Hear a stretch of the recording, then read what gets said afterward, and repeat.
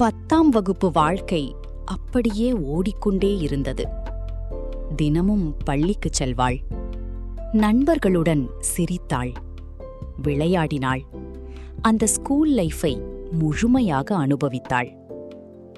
ஆனால் ஒரு நாள் போர்டு எக்ஸாமுக்கு இன்னும் 25 நாட்கள்தான் என்று சொல்லப்பட்டதும் அனைத்தும் மாற ஆரம்பித்தது.